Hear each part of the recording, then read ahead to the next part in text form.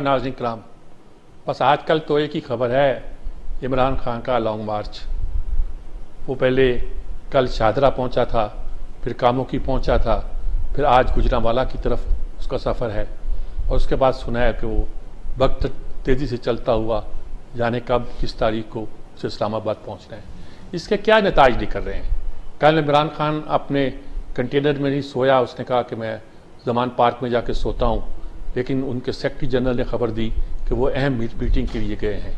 इमरान ने तरदीद कर दी कि मैं किसी मुलाकात के लिए नहीं गया था, लेकिन बात की जो खबरें आईं जिससे अंदाज़ा हुआ और मालूम हुआ, यही लगा कि वो यकीनी तौर पर किसी मुलाकात के लिए उन्होंने इनकार नहीं किया। उन्होंने कहा कि मैं उनसे मिलता हूँ जिनके ये बूट पॉलिश करता है, इनसे तो मैं मिलता नहीं हूँ।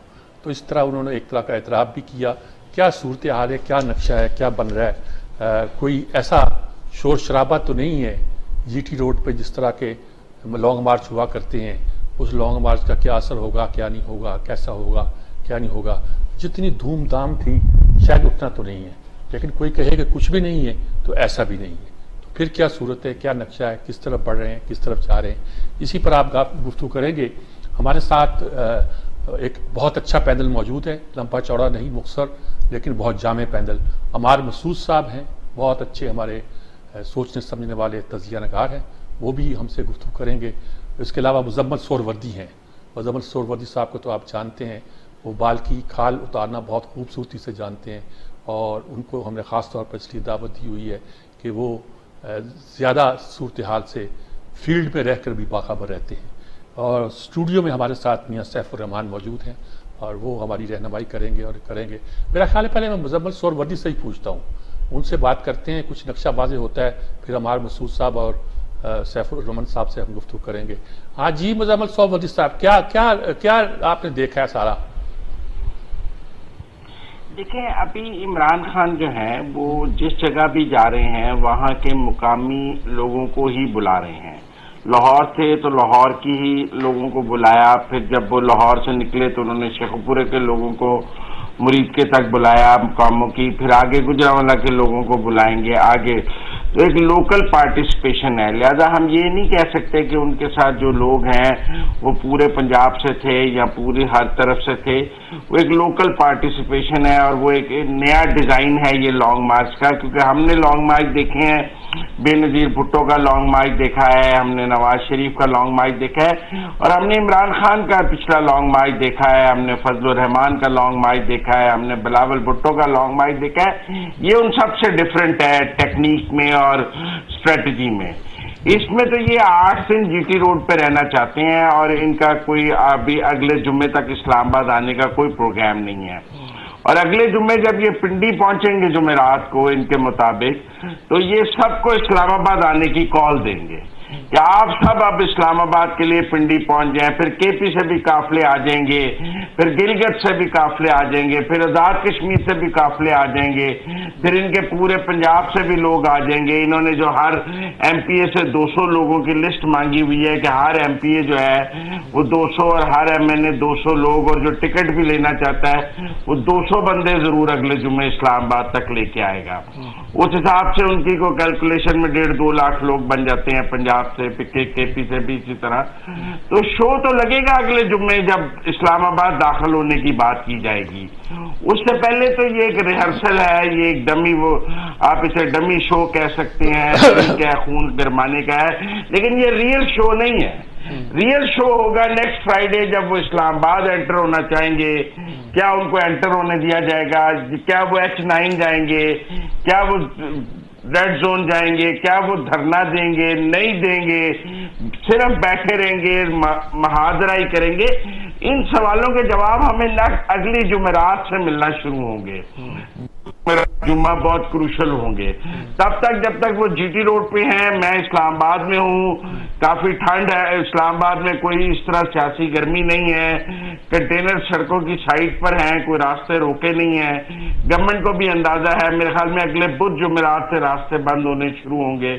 तो इसलिए अभी वो जब जीटी रोड पे हैं तो सियासी दर्जा हरारत वहां पे तो गर्म हो सकता है, लेकिन रियल शो जो है वो अभी शुरू नहीं हुआ, जो इस्लामाबाद की कॉल है। ठीक बात है। अमार मसूद साहब, क्या तज्जिया आपको कि ये اگر چھوٹا چھوٹا شو کچھ تاثر پیدا کرے گا، گرماہٹ پیدا کرے گا، ایسی صورتحال پیدا کرے گا کہ یہ سچ مچ اگلے جمعے کو ایک بڑا شو اسلام آباد میں کر سکے۔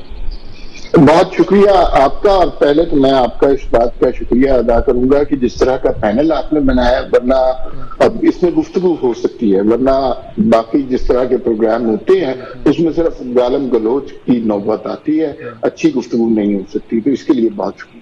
دوسری بات یہ ہے کہ اسلام آباد میں جہاں ڈرائنگ رومز کی سیاست بہت امپورٹنٹ ہوتی ہے اور ڈپلومیٹک ایریا کی سیاست بہت امپورٹنٹ ہوتی ہے، تو میرا کچھ اہم ڈرائنگ رومز میں جانے کا اتفاق ہوا اور وہاں پر ایک عجیب خبر چل رہی ہے اور وہ بڑے مصدقہ طور پر چل رہی ہے، اور وہ یہ ہے کہ عمران خان لانگ مارچ کے ساتھ اسلام آباد نہیں آئے۔ تو یہ ایک یہاں پر بڑی گرم خبر ہے کہ عمران خان کا لانگ مارچ کہیں درمیان میں ہی فضل آؤٹ ہو جائے گا، اور جو ڈپلومیٹک کور یا ڈپلومیٹس وغیرہ ہوتے ہیں بدقسمتی سے ان کے پاس ہم سے زیادہ بہتر انفارمیشن ہوتی ہے، تو وہ لوگ یہ بتا رہے ہیں۔ دوسرا، خان صاحب کے لانگ مارچ کی تازہ ترین صورتحال کیا ہے؟ دیکھیے، ہمیں پہلے کسی بھی چیز کے مقاصد کا تعین کرنا چاہیے۔ عمران خان کے مقاصد خود کلیئر نہیں، وہ الیکشن چاہتے ہیں، میرا نہیں خیال وہ الیکشن چاہتے ہیں۔ اگر وہ الیکشن چاہتے ہوتے تو اس وقت کے پی کے، جی بی، کشمیر اور پنجاب کی اسمبلیاں توڑتے، 80% پاکستان کی حکومت ختم ہو جاتی، فوری طور پر الیکشن ہو جاتی۔ کیا وہ اسٹیبلشمنٹ کے خلاف یہ لانگ مارچ کر رہے ہیں؟ اسٹیبلشمنٹ کے خلاف بھی وہ بہت کھل کر بات حالانکہ کر رہے ہیں، لیکن ایک خاص حد سے آگے جانے کا انہیں پتہ ہے کوئی فائدہ نہیں ہے، اس لیے کہ اس کے بعد ان کی بات نہیں بنے۔ ان کا بنیادی مقصد جو مجھے نظر آتا ہے وہ جو ایک تعیناتی جو نومبر کے اختتام میں ہونی ہے، اس تعیناتی کا حق اپنے پاس لینا ایک طرف تو، لیکن ان سے اس لانگ مارچ میں غلطیاں بہت ہو رہی ہیں۔ مطلب وہ مجھے یوں لگ رہا ہے کہ جو پتے انہیں بعد میں کھیلنے چاہیے تھے وہ پتے انہوں نے یا ان سے کھلوا دیے گئے یا انہوں نے خود کھیل دیے۔ شروع میں ہی انہوں نے جو D G I S I کے خلاف اور جو جنرل باجوہ کے خلاف جو بات کرنی تھی وہ کہہ دی۔ اب آپ سوچئے کہ مزید ان کے پاس کیا ہے بات کرنے کے لیے، اس سے آگے تو کچھ بھی نہیں ہو سکتا، اس سے زیادہ یہ ہوگا کہ وہ گالی دے دیں گے، بس اس سے زیادہ تو کچھ بھی نہیں ہے۔ لیکن جو فوجی کا غدار کہنا گالی دینا ہی ہوتا ہے جی۔ جی بالکل، یہی سب کچھ وہ کہہ چکے ہیں۔ اب آپ امیجن کیجئے اب ان کے پاس کیا نعرہ ہے، اور پھر وہ یہ جو مجھے لگ رہا ہے مذاکرات کی اسٹیبلشمنٹ کے ساتھ خبر اڑا رہے ہیں، یہ افواہ ہے، اس خبر میں حقیقت کوئی بھی نہیں ہے، اس لیے کہ ان کی پارٹی میں بہت سارے لوگ ہیں جو اسٹیبلشمنٹ کی مدد سے 2018 میں الیکشن جیتے تھے، وہ اسٹیبلشمنٹ کے خلاف جانے میں دلچسپی نہیں رکھتے، نہ وہ جائیں گے، لیکن ان ایسے بہت سارے لوگوں کی جو کہ 90% ان کی پارٹی بنتی ہے، ان کی حوصلہ افزائی کرنے کے لیے وہ اکثر یہ بیانات دے دیتے ہیں کہ نہیں مذاکرات ہو رہے ہیں، میں ان سے مذاکرات کر رہا ہوں جن کے شہباز شریف بوٹ پالش کرتے ہیں اور یہ نہیں، جبکہ شہباز شریف وہ وزیر اعظم ہے جن کے پاس لگتا ہے کہ کلی اختیار ہے۔ انہوں نے یہ بات بھی بتائی کہ D G I S I نے پریس کی اس سے پوچھے کی جی، اور ساتھ ساتھ انہوں نے یہ بھی بتایا شہباز شریف نے، اس سے عمران خان کے عزائم کو بڑا دھچکا لگا جب شہباز شریف صاحب نے بتایا کہ 1 ماہ پہلے انہوں نے کچھ دوستوں کے ذریعے رابطہ کیا اور اس پر یہ کہا جی کہ یہ جو چیف کی تعیناتی ہے اس میں 3 آدمی آپ دے دیتے ہیں، 3 آدمی میں دے دیتا ہوں۔ تو عمران خان پہلے خود چیف لگانا چاہتے تھے، اب 3 کی لسٹ پر آ گئے، آخر میں یہ اس نوبت پر بھی آ جائیں گے کہ چلے ٹاس کر لیتے ہیں آپ کا بندہ یا ہمارا بندہ، لیکن انہیں ایک آئین کی معمولی سی بات نہیں سمجھ آ رہی۔ یہ وزیر اعظم کا اختیار ہے، وزیر اعظم نے ہی لگانا، شہباز شریف نے ہی یہ فیصلہ کرنا ہے، چاہے جو کچھ مرضی کر لے، اور شہباز شریف کے وزیر اعظم کی پوسٹ سے ہٹنے کے اگلے مہینے میں تو کوئی امکانات نہیں نظر آ رہے۔ تو عمران خان لانگ مارچ کے ذریعے ایک ایسی گلی میں داخل ہو گئے ہیں جہاں پر آگے کھائی ہے اور پیچھے تباہی ہے۔ ٹھیک بات کریں اپنی، بالکل عوامی مقبولیت کا، بلکہ اس کا نقصان یہ ہوگا کہ عوامی مقبولیت کا ایک فسو کریٹ کیا گیا تھا کہ عمران خان سے زیادہ مقبول لیڈر کوئی نہیں ہے. اب یہ سارا میڈیا اس وقت چلا رہا ہے مرید کے میں کیا پوزیشن تھی، کاموں کی میں کیا پوزیشن تھی، 400 لوگ تھے. تو یہ مت بھی اگر عمران خان کی ٹوٹ گئی تو پھر میرے خیال میں عمران خان کی پارٹی کو، ان کے بیانیے کو ناقابل تلافی نقصان پہنچے گا. ٹھیک ہے میاں سیف الرحمان صاحب، اب میں نے آپ کو آخر میں اس لیے کہا کہ آپ میرے پاس بیٹھے ہوئے تاکہ کچھ چیزوں کو سم اپ کر لیں.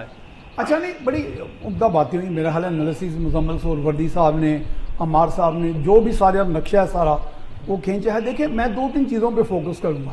ایک تو آرمی چیف کی جو تعیناتی کا ایک ہم نے بہت زیادہ ایک بہت بڑا ایشو بنا دیا ہے. میں اس کو کبھی کبھی نان ایشو بھی کہتا ہوں. نان ایشو ایز سچ نہیں ہے یقیناً وہ بہت بڑا ایشو. کوئی پاکستان میں اسٹیبلشمنٹ کا ہمیشہ سے ایک بہت اہم کردار رہا ہے، فیصلہ سازی میں، حکومت سازی میں بھی. غیر رسمی طور پہ کہہ لیں، رسمی طور پہ تو چلو اس کو آپ آئین کی بہت سی شکیں تشریحات میں آپ پڑھ جاتے ہیں. لیکن بات یہ ہے، یہ حقیقت پریگمیٹک میرے حال پالیٹکس ہمارے ہاں چلتی رہی ہے. اصل بات یہ ہے کہ میں نے ایک جگہ پہ سوال کیا سب دوستوں کو کہ کیا وزیر اعظم یا کوئی بھی شخص جس کے پاس اختیار ہے آرمی چیف کی تعیناتی کا کسی بریگیڈیئر کو، کسی میجر جنرل کو چیف آف آرمی اسٹاف لگا سکتا ہے؟ انہوں نے کہا نہیں. تو میں نے کہا پھر ثواب دید بھی تو ان کی بڑی محدود ہے. یعنی وہ جو ٹاپ لیول کے 4 5 6 7 ٹاپ کمانڈرز ہیں لیفٹیننٹ جنرل، جو تقریباً بہت کم فرق ہوتا ہے ان کی صلاحیتوں میں، ان میں سے کسی ایک کو تعینات کرنا ہے انہوں نے. اور اس میں بہت سارا جو فیڈ بیک یا input M S branch G H Q سے آتی ہے اس پر انحصار کرنا پڑتا ہے. پرائم منسٹر کو ذوالفقار علی بھٹو یا اس اسٹیچر کا ہو جس کا بڑا مطالعہ، گہرا مشاہدہ، اندر آپ کی سارے سسٹمز کے اندر، انسٹیٹیوشنز کے اندر اس کی سی آئی ڈی ہو، اپروچ ہو، پینیٹریشن ہو، اس کے بارے میں تو آپ سوچ سکتے ہیں. ہمارے ہاں تو پرائم منسٹر اور پھانسی لگنے کو تیار ہو. اچھا ہمارے ہاں تو پرائم منسٹر ایسے آئے ہی نہیں کہ جن کے پاس اتنی بھی انفارمیشن ہو کہ وہ یہ فیصلہ کر سکیں کہ 20 کس کے ہیں، 21 نمبر کس کے ہیں، 19 کس کے ہیں، 19.5 کس کے ہیں. تو وہ ایک طرح سا ایک لاٹری ٹائپ قسم کا ایک ڈرا ہوتا ہے. دوسری یہ بات مجھے نہیں یہ سمجھ آتی کہ چیف آف آرمی اسٹاف جن کو کبھی ماضی میں فیوریٹ بھی کہا گیا کسی پرائم منسٹر کا یا کسی سیاسی شخصیت کا، وہ کس حد تک فیوریٹ رہے عملاً، یا وہ واقعی فیوریٹ تھے. تو میں تو بعض اوقات with due apology and deference to the مرتبہ آف آرمی چیف، میں تو کہتا ہوں بعض اوقات ایس ایچ او اپنا بندہ نہیں ہوتا کسی کا، تو وہ تو پھر چیف آف آرمی اسٹاف ہے. Let us be very pragmatic. حقیقت تو یہ ہے کہ چیف آف آرمی اسٹاف کسی کا بندہ نہیں ہوتا، وہ اپنے سسٹم کا بندہ ہے، اپنے ایک نظام کا بندہ ہے. اور لیفٹیننٹ جنرل بننے تک بھی کئی قسم کی میرا حال مراحل سے گزرنا پڑتا ہے اور بہت ساری اسکروٹنی ہوتی ہے. تو پھر جا کے ایک لیفٹیننٹ جنرل 3 اسٹار جنرل بنتا ہے جن میں سے کسی ایک کا انتخاب ہونا ہے. تو یہ میرا خیال ایشو اتنا تھا نہیں جتنا بنا دیا گیا کہ میرا بندہ تیرا بندہ. یہ نواز شریف نے 3 آرمی چیف لگائے جی، اور کیا وہ ان کے بندے ثابت ہوئے؟ نہیں ہوئے نا جی. یہ چیز دیکھیں، سسٹم جو ہے وہ اپنی اسٹرینتھ کہاں سے ڈرا کرتے ہیں؟ آرمی چیف اسٹرینتھ ڈرا کرتے ہیں اپنے آرمی آرگنائزیشن سے، وہ اس انتخاب سے اسٹرینتھ ڈرا نہیں کرتے. تو اس لیے ہم نے اس کو ضرورت سے زیادہ ایک بہت بڑا ڈیبیٹ بنا دیا ہے جتنا یہ ڈیبیٹ ہے نہیں. اور دوسرا یہ ہے کہ تعیناتی کے ساتھ دوسری بات یہ ہے، اب آ جائیں تھوڑا سا یو کے پہ فوکس کر لیں. لز ٹریس جو ہیں وہ اکنامک مینجمنٹ نہیں کر سکی، انہوں نے کنگ چارلز کو جا کے جی میں استعفیٰ دے دوں. اس وقت بھی ہمارے ہاں یہ انڈرسٹینڈنگ پائی جا رہی ہے کہ شہباز شریف اکنامک مینجمنٹ کر پائیں گے. میں کہتا ہوں ٹارگٹ اگر 100 کا ہے 10% کر لیں، 20% کر لیں. تو وہ سارا سسٹم کس طرح ڈسرپٹ کر دیا گا، چوپٹ کر دیا جائے گا. اکنامک مینجمنٹ چھوڑ دو اور الیکشن کل کرا. میں کہتا ہوں الیکشن کو بھی چھوڑ دیں، کسی جادو کی چھڑی سے کل عمران خان کو بٹھا دیں. ان کا پاسٹ ریکارڈ، ٹریک ریکارڈ جو ہے، اسد عمر کو 7 ماہ بعد نکالنے کا، حفیظ شیخ کو ایکسپیریمنٹ دینے کا، شوکت ترین کو ایکسپیریمنٹ بیسس پہ لانے کا، حماد اظہر کو 17 دن کے لیے، حماد اظہر کو. ہاں تو یہ چیزیں جو ہے کیا ان کے پاس ایسا سسٹم، ایسی جادو کی چھڑی موجود ہے کہ اکنامک مینجمنٹ کل بیٹھتے ہیں سیٹ پہ، پرسوں سے شروع ہو جائے گی. یعنی پھر ہم ایک 14-15 ماہ پھر ایک اس ٹریک پہ آ جائیں گے. میری اگلے دن میں نے، شاید آپ نے پڑھا بھی ہوگا، امریکن ایمبیسڈر سے میں نے انٹرویو بھی کیا، 1-on-1 ملاقات بھی ہے. تو میں نے کہا جی ہماری اکانومی کے بارے میں آپ کا کیا ویو ہے امریکنس کا؟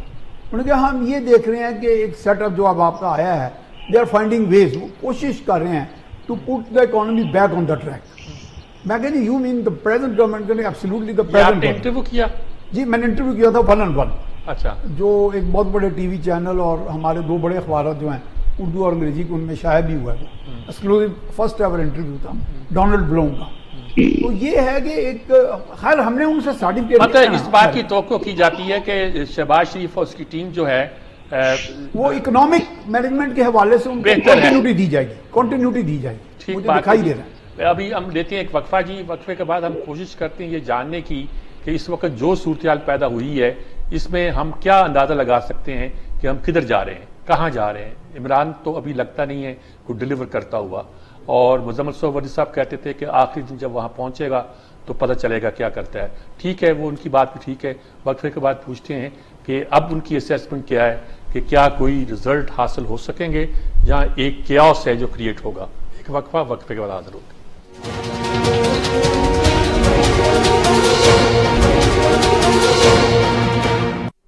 जी नाज़रीन किराम, हम देखना चाह रहे हैं कि इस धरने की इम्पैक्ट क्या है और इसके जो बुरे असरात हो सकते हैं उससे बचने का तरीका क्या है। कुछ तो है खूनी इनकलाब आएगा, कुछ होगा, लेकिन अभी तक तो ये बड़े धीरे धीरे अंदाज में खूबसूरत तरीके के साथ और चलता जा रहा है। इमरान खान भी घर जाते हैं, आराम से सोते हैं, सुबह वक्त पे आते हैं, वक्त से मुराद है कुछ 11-12 बजे आते हैं और आके फिर एक धरने के साथ वो चलना शुरू कर देते हैं। ये नक्शा तो अभी कोई ऐसा नज़र नहीं आता जिससे कोई ख़तरा पैदा हो। तो क्या आने वाले दिनों में कोई ख़तरा हो सकता है? मुजम्मिल सोहरावर्दी कहते हैं कि जुमेरात को पता चलेगा कि क्या नक्शा बनता है और क्या सूरत हाल आती है। कुछ लोगों का ख्याल है कि धरना वहाँ पहुँच नहीं पाएगा, ये बात भी हम सुन रहे हैं, शायद हमारे मसूद साहब ने कही थी। तो आप मुजम्मिल सोहरावर्दी साहब आप क्या देख रहे हैं, देख क्या रहे हैं, समझाए हमें, समझाएंगे क्या हो रहा है? आपने नक्शा तो बहुत अच्छा खींच दिया था। देखिए बहुत सारे लोगों की ये राय थी कि इमरान खान साहब लॉन्ग मार्च नहीं करेंगे और ये थ्रेट कॉल है और वो इसको थ्रेट कॉल के तौर पे रखेंगे, लेकिन कोई डेट नहीं देंगे। लेकिन फिर हमने देखा कि उन्होंने लॉन्ग मार्च किया है। इसलिए मैं समझता हूं कि जब वो लॉन्ग मार्च एक कर दिया है तो वो इस्लामाबाद भी आएंगे। ये नहीं हो सकता कि वो दरमियान में से वापस चले जाएं, वो तो बहुत बड़ा पॉलिटिकल डिबैकल हो जाएगा उनका और उनका बहुत बड़ा पॉलिटिकल कैपिटल का लॉस हो जाएगा। क्योंकि पंजाब की सियासत में कमजोर की कोई सियासत नहीं है, पंजाब में मासूम की, मजलूम की कोई सियासत नहीं है। पंजाब में ताकत की सियासत है, लोग पावरफुल को देखते हैं, ताकतवर को वोट देते हैं और अब ताकतवर को ही जो है अर्बन और जो रूरल पॉलिटिक्स है पंजाब की उसमें जो है पसंद किया जाता है।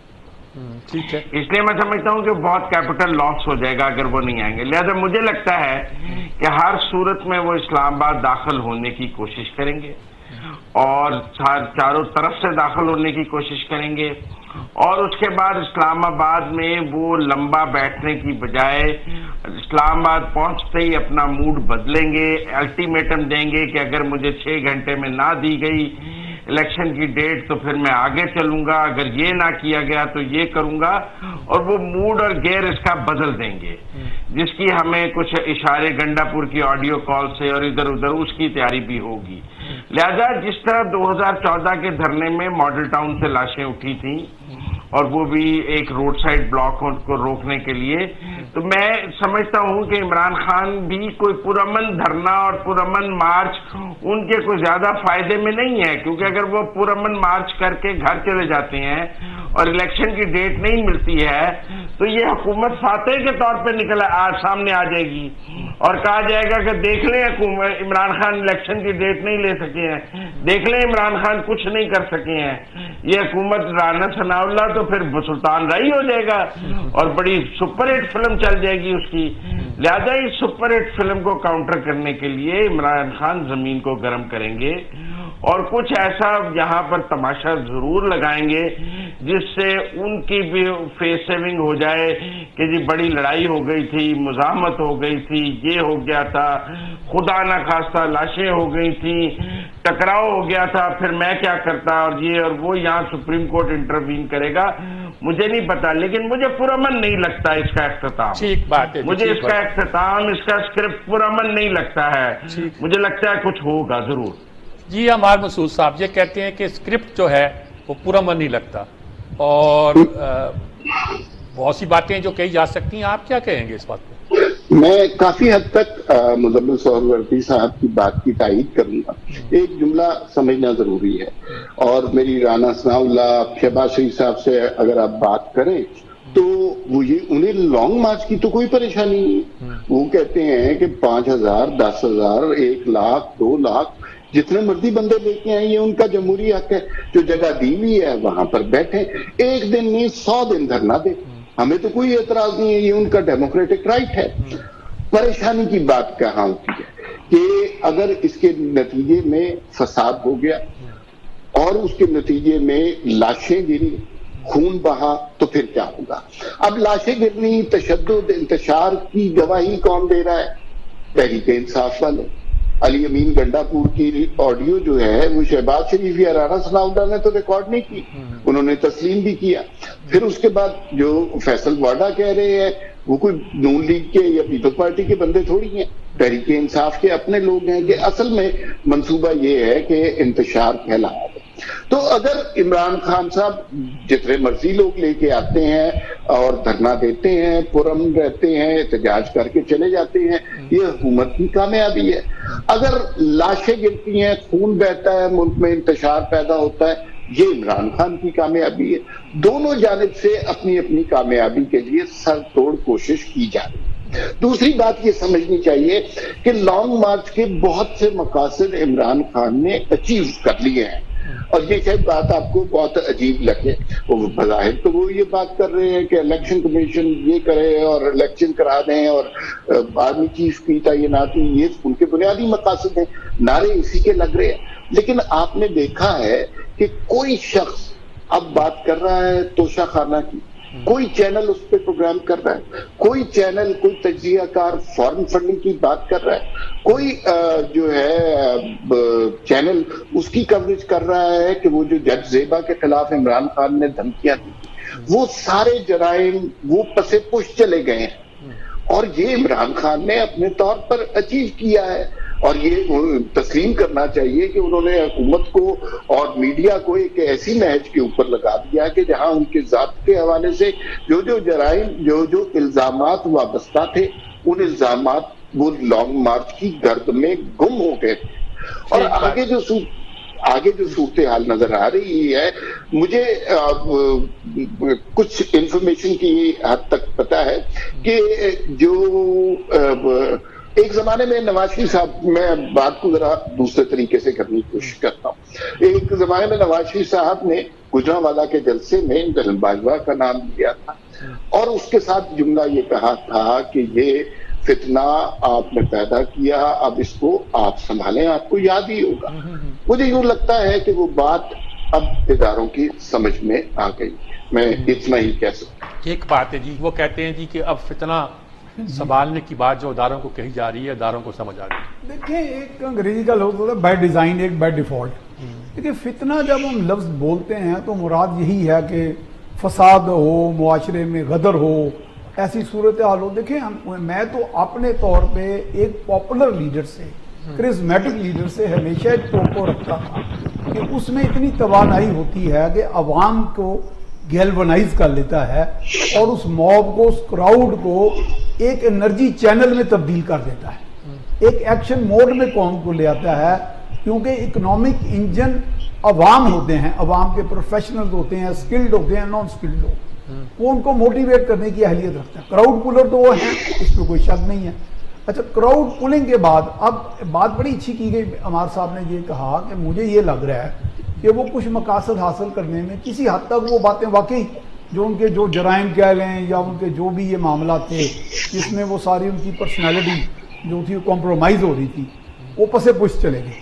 لیکن اگر وہ واقعتاً سیریسلی کہ الیکشن ہی اگر ان کا ہدف ہے تو وہ تو واقعی دکھائی نہیں دیتا کہ واقعی اسمبلیاں اپنی نہیں توڑ رہے. دوسرا یہ ہے کہ کیا اگر غدر کسی صورتحال ہو جاتی ہے, مکمل فساد ہو جاتا ہے, تو اس میں کہاں کب الیکشن ہوگی؟ لاشوں کے بعد کیا الیکشن کا اناؤنسمنٹ ہوگی, پھر تو کوئی اور اناؤنسمنٹ ہوگی. وہ اناؤنسمنٹ شاید وہ بھی نہ چاہیں. لیکن یہ بات ہم یہ انالیسس کریں گے کہ کیا ایسا ممکن ہے کہ متشدد ہو جائے یہ سارا؟ ہاں, ایسا ممکن ہے. وجہ یہ ہے کہ لوگ چارجڈ ہیں, ایموشنلی چارجڈ ہیں, اس میں کئی قسم کے رنگ دیے گئے ہیں ان کے سلوگنز میں. وہ کہ میں سمجھتا ہوں کہ سلوگن فٹیگ بھی لوگوں کو ہو گئی ہے، کئی قسم کے نعرے لگائے گئے، لوگ نعروں سے بھی اکتا گئے ہیں، لیکن ابھی بھی ایک چارجڈ کراؤڈ ان کے ساتھ کھڑا رہتا ہے یا آ جاتا ہے ان کی کال کے اوپر۔ اب چارج کراؤڈ میں اگر گنڈا پور جیسے لوگ یا ایسے متشدد جذبات والے لوگ جو سمجھتے ہیں ہم کہیں بھی نہیں پہنچ پا رہے، تو کہتے ہیں چلو 4-5 پتھر ہی پھینک دو، یہ بھی نہ صحیح۔ تو پاکستان کی تو سچویشن ہمیشہ ہی وولٹائل رہی ہے، آپ کے مشرق میں، آپ کے مغرب میں، دونوں اطراف سے ایسے ہم آپ کے بدخواہ۔ آپ کی بات بالکل سمجھ آ گئی جی۔ میں ایک وقفہ لیتا ہوں جی، وقفے کے بعد حاضر ہوتے ہیں اور کوشش کرتے ہیں کیا اس پوری صورتحال میں کوئی اچھی خبر ہے ہمارے لیے۔ یہ میرا آخری سوال ہوگا اور اس سوال کا جواب میں اپنے تینوں ساتھیوں سے لینا چاہوں گا۔ ایک وقفہ، وقفے کے بعد حاضر ہوتے ہیں۔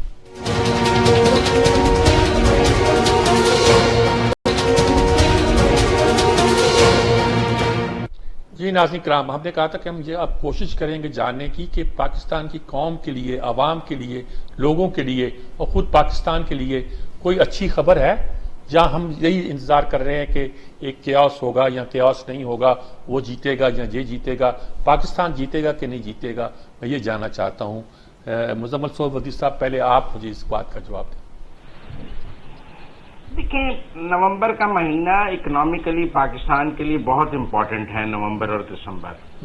پہلی بات تو یہ ہے کہ 1 نومبر کو پرائم منسٹر چائنا جا رہے ہیں، ٹھیک ہے، اور پاکستان کے اوپر سب سے زیادہ قرضہ چین کا ہے، 28 بلین ڈالر کے قریب ہم چین کے ہی مقروض ہیں، اور ہم نے چین کو وہ قسط دینی ہوتی ہے، اور اس کا جو آئی پی پیز کے لون ہے اور بڑا ایشو ہے اس کا، اور اگر چین اس سارے قرضے کو ری اسکیجول کر دیتا ہے اور وہ قسطیں مؤخر ہو جاتی ہیں یا معاف ہو جاتی ہیں یا ری اسکیجولنگ ہو جاتی ہے، تو ایک اکنامک ریلیف ہمیں مل جائے گا، وہ جو ہم ہر وقت جو ہے قسطیں دینے کی طرف چلتے ہیں۔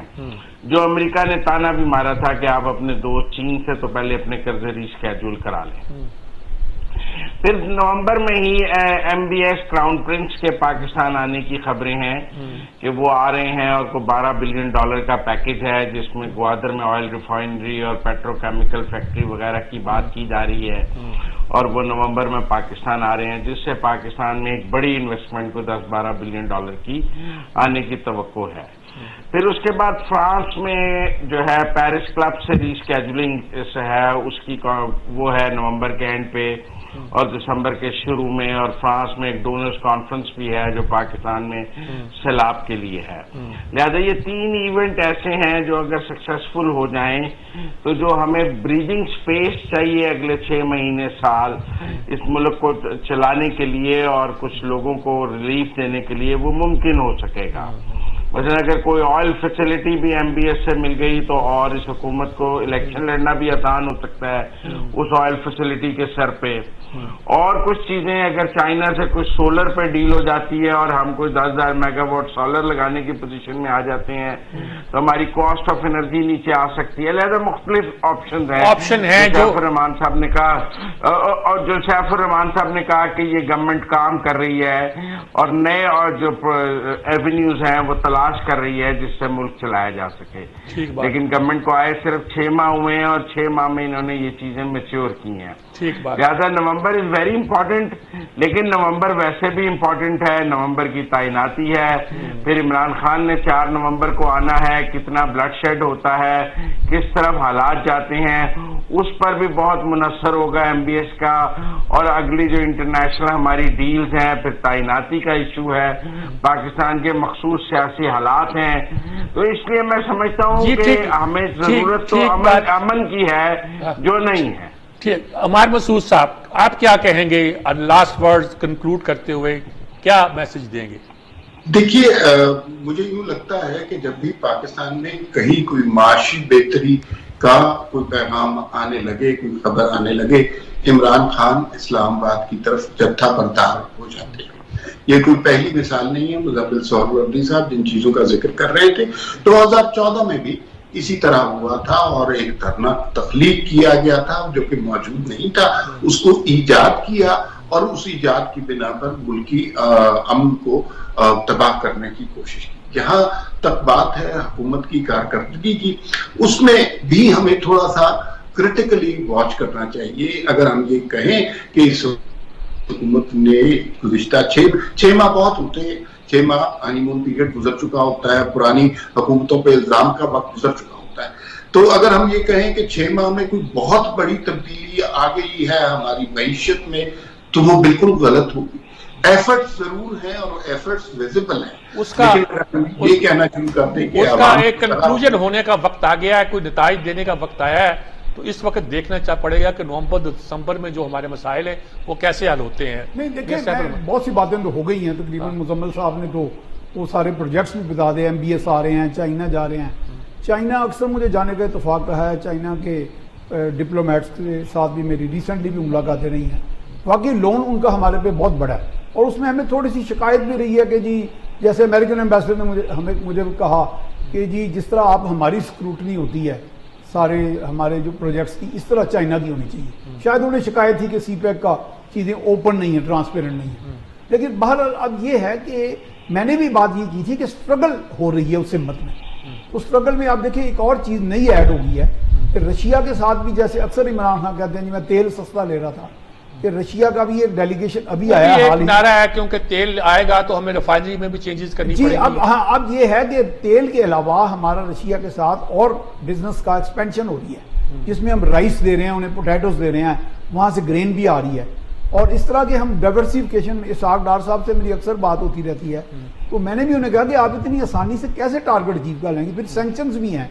उन्होंने कहा कि हम कोशिश करें कि डाइवर्सिफाई करें अपने इकोनॉमिक रिसोर्सेज को। तो ये थोड़ा थोड़ा स्ट्रगल मुमकिन है, किसी बड़ी कोई नतीजा निकाले जी। नाज़रीन किराम, सबसे बड़ी बात यह है कि नवंबर का महीना अहम है, सिर्फ इसलिए नहीं कि नई तैनाती होनी है, बस इसलिए भी कि इकनॉमिकली हमें बहुत से एक तरह का स्टेप ऐसे लेने हैं जो पाकिस्तान के लिए बेहतर हो सकते हैं। चीन जाना है, हमारे वज़ीर आज़म ने, सऊदी शहजादे ने पाकिस्तान आना है।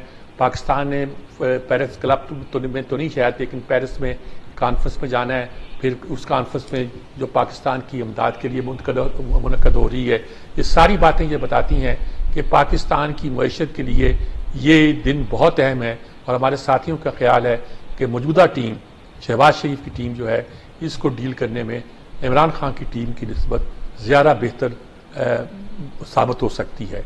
इसी के साथ इजाज़त लेता हूँ। अल्लाह हाफिज़।